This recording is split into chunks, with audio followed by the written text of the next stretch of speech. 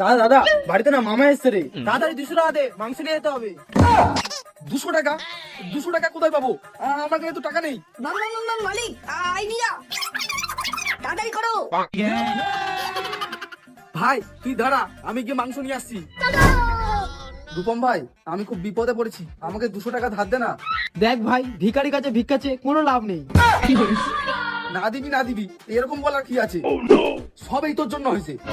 মালিক এবার কাজ হবে, ওর বাবার কাছে গিয়ে বলো। কাকু, আপনার ছেলে 2 মাস আগে আমার দোকান থেকে 200 টাকা সিগারেট বাকি করে খেয়েছে। এখন ফোন করলে ফোন ধরছে না, উপরন্ত টাকাও দিচ্ছে না। ওই তো ছেলেটার জন্য আমার মান সম্মান সব চলে গেল। এই নাও।